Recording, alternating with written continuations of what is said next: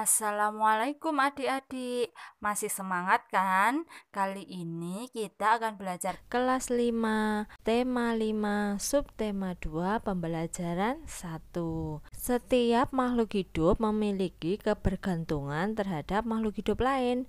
Manusia memerlukan tumbuhan dan hewan. Tumbuhan dan hewan juga memerlukan manusia. Makhluk hidup juga memerlukan tanah, udara, dan matahari untuk mendukung kehidupannya.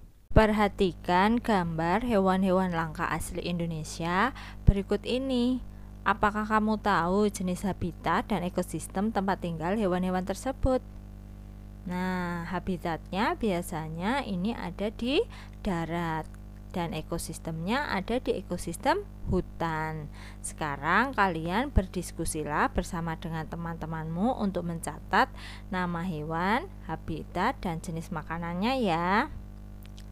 Setelah berdiskusi tentang beberapa jenis hewan langka di Indonesia, Siti, Udin, dan Dayu masih memperbincangkan hewan-hewan tersebut. Perhatikan percakapan berikut ini. Nah, sekarang ayo kita membaca rantai makanan. Rantai makanan adalah perjalanan memakan dan dimakan dengan urutan tertentu antar makhluk hidup. Perhatikan gambar berikut ini. Padi dimakan oleh tikus, kemudian tikus dimakan oleh ular. Ular dimakan oleh burung elang. Setelah beberapa waktu, burung elang mati. Bangkainya membusuk, diuraikan oleh makhluk hidup pengurai dan bercampur dengan tanah, membentuk humus. Humus sangat dibutuhkan tumbuhan, terutama rumput. Begitulah seterusnya, sehingga proses ini berjalan dari waktu ke waktu. Di lautan yang menjadi produsen adalah fitoplankton. Fitoplankton ialah sekumpulan tumbuhan hijau yang sangat kecil ukurannya dan melayang-layang dalam air.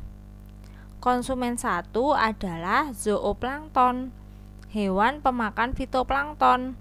Konsumen 2 adalah ikan-ikan kecil. Konsumen 3 adalah ikan-ikan sedang. Dan konsumen 4 adalah ikan-ikan besar. Urutan peristiwa memakan dan dimakan tersebut dapat berjalan seimbang dan lancar jika seluruh komponen tersebut ada. Jika salah satu komponen tidak ada, akan terjadi ketimpangan dalam urutan memakan dan dimakan tersebut. Agar rantai makanan dapat terus berjalan, jumlah produsen harus lebih banyak daripada jumlah konsumen satu. Konsumen ke satu lebih banyak daripada konsumen kedua, dan begitu seterusnya. Ada satu lagi komponen yang berperan besar dalam rantai makanan, yaitu pengurai. Pengurai adalah makhluk hidup yang menguraikan kembali zat-zat yang semula terdapat dalam tubuh hewan dan tumbuhan yang telah mati.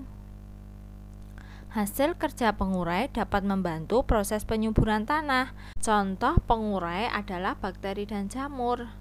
Perhatikan gambar berikut ini. Setiap bacaan tentunya memiliki ide pokok yang tertuang dalam pokok pikiran. Dengan mengetahui pokok pikiran yang ada, kita dapat dengan mudah mengetahui informasi-informasi penting yang terdapat dalam bacaan. Berdasarkan bacaan tersebut, tentukan pokok pikiran yang terdapat di setiap paragraf.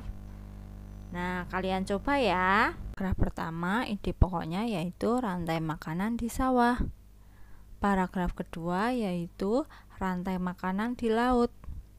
Paragraf 3 yaitu syarat keseimbangan rantai makanan. Paragraf 4 yaitu peran besar pengurai. Ubahlah pokok pikiran tersebut menjadi kalimat utama, perkaya dengan gambar yang sesuai. Kak Anis beri contoh ya. Kalian bisa kembangkan sendiri. Di dalam rantai makanan terdapat perpindahan energi dari satu makhluk hidup ke makhluk hidup yang lain. Perhatikan contoh rantai makanan berikut ini. Nah, keterangan gambar yaitu keterangan tentang rantai makanan tersebut sebagai berikut. Tumbuhan memproduksi makanannya sendiri melalui proses fotosintesis. Jenis makanan yang diproduksi oleh tumbuhan berupa gula. Oleh tumbuhan, makanan dapat disimpan dalam bentuk biji, batang, buah, dan akar. Nomor 2, konsumen tingkat 1 merupakan hewan herbivor atau pemakan tumbuhan. Makanan yang dimakan hewan tersebut akan diubah ke dalam bentuk energi untuk melakukan aktivitas dan bereproduksi. Contoh konsumen tingkat 1 adalah tikus. Konsumen tingkat 2 merupakan hewan karnivor yang akan memakan konsumen tingkat 1. Jadi konsumen tingkat 1 merupakan sumber energi bagi konsumen tingkat 2 agar dapat bertahan hidup. Contoh hewan konsumen tingkat 2 adalah ular.